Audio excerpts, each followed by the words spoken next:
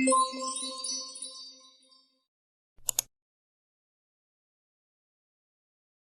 everyone! Welcome to my vlog. So for today's video, i-share ko sa inyo yung nakuha kong exam.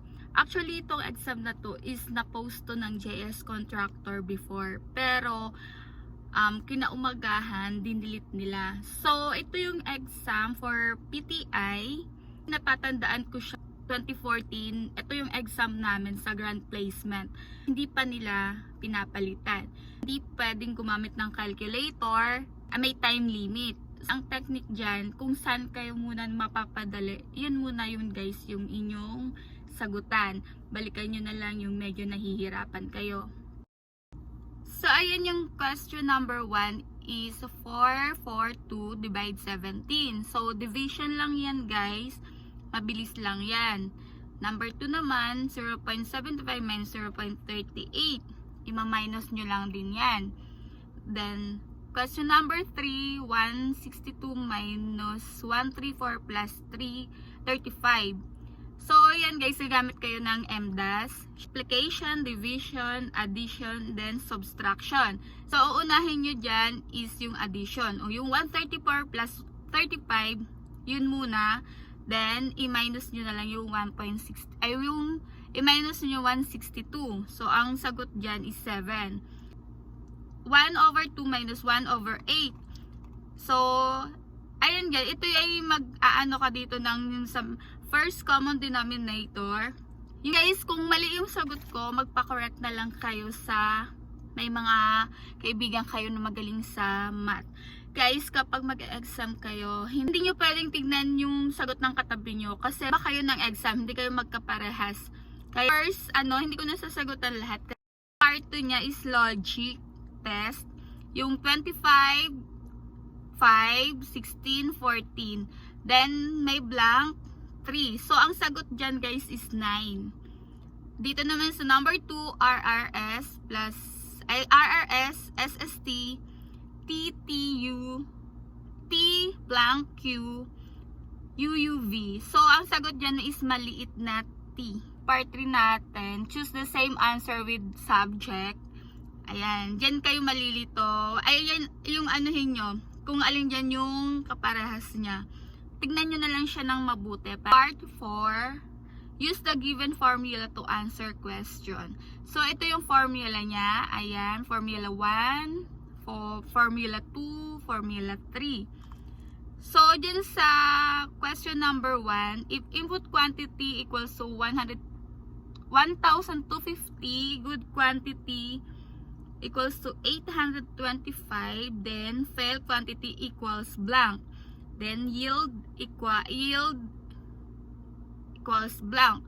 So, ang hahanapin nyo dito guys is yung failed quantity, then yung yield niya.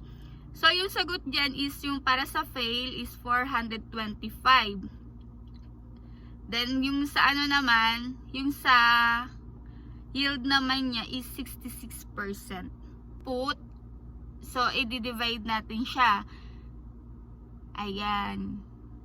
Magiging 0.0, yung 1,250 tas 825, siya yung good. Tapos, i-divide natin siya. Magiging 0 siya, diba? Tapos, magiging 0.66 yung sa taas. Times 100 equals 66%.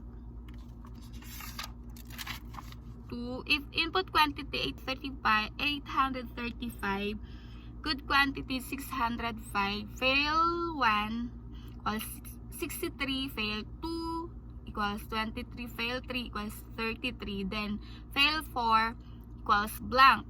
135 minus 665 equals 170. Pa-plus nyo yung 63, fail 1, fail 2, 23, fail 3, 33. So, ang magiging total nyan is 119. So, 170 minus 119 equals 51. Actually, hindi ko na-intindihan. Nagpaturo lang din kasi ako nito. Kasi nagpagawa din ako nito sa may friend akong math teacher siya. Hindi niya naiintindihan yung questioner. So, kaya hindi ako sure.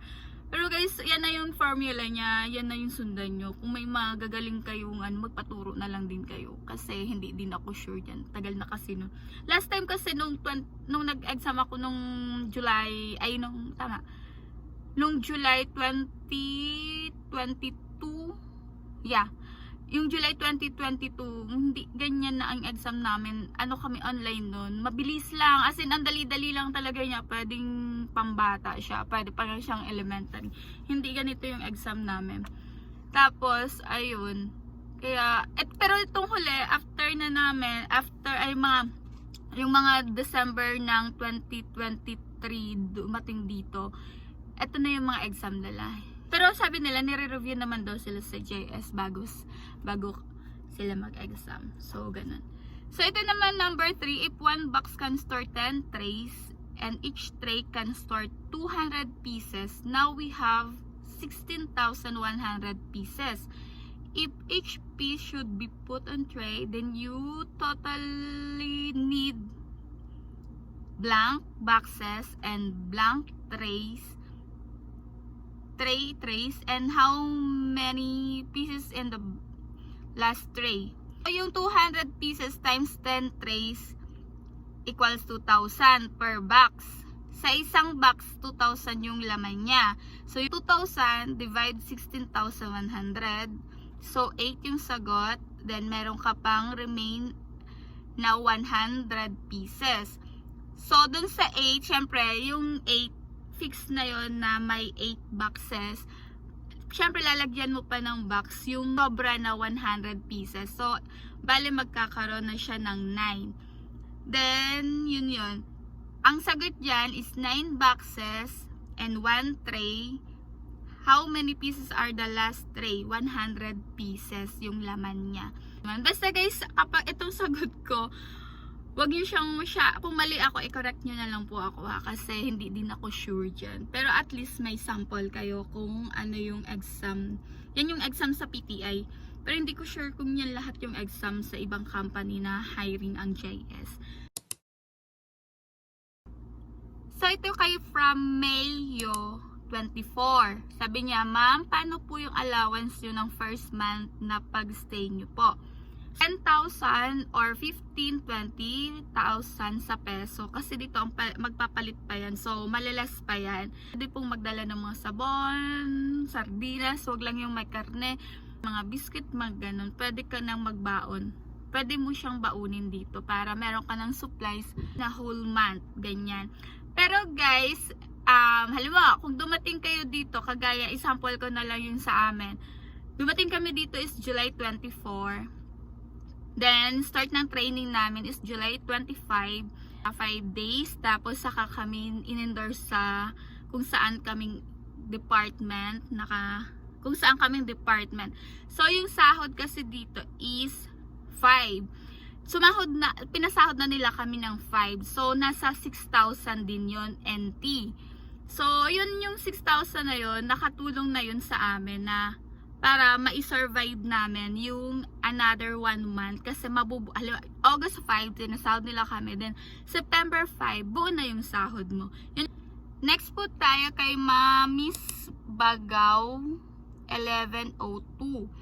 Selected po ako sa PTI under Everbest. 4 months na po kasi kami naghihintay. Possible po kayang makaalis kami. So yes po, nag-antay lang po kayo. As long as na hindi po si PTI nagka-cancel, makakaalis po kayo. Kagaya nung sa amin, 1 year din po kaming nag-antay yung batch namin. J. Marjabat 4070. Wala naman po magiging problema kung apelyido ng nanay mo yung gamit mo po. Di pa po kasi sila kasal nun.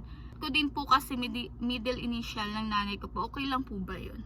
So, hindi po siya okay. Dapat po kapag gamit mo ang yung apelyido ng nanay mo, wala ka pong middle initial. Kailangan mo po yang ipaayos. Kay Mark Gigante 6577. Ma'am, pag po ba nakapag-teco appearance ka na, okay na po ba yun? Visa nyo nun. So, itong appearance pa lang po siya. Waiting pa po kayo kung ang ma-release yung visa nyo. Kapag wala namang problema sa documents nyo, kasi i-review yan ng TECO, kung wala naman pong problema, okay naman po yan. Marirelease po kayo ng visa. Kaya fighting lang. Tsaka good luck. Meron akong video ng may another set ako ng exam last 2 years ago. Ayan yung vlog ko. Then ilalagay ko din siya sa description box para may another kayong paggagayahan. May another idea kayo. So ayun guys, hanggang dito na lang yung vlog ko. Bye! Thank you for watching!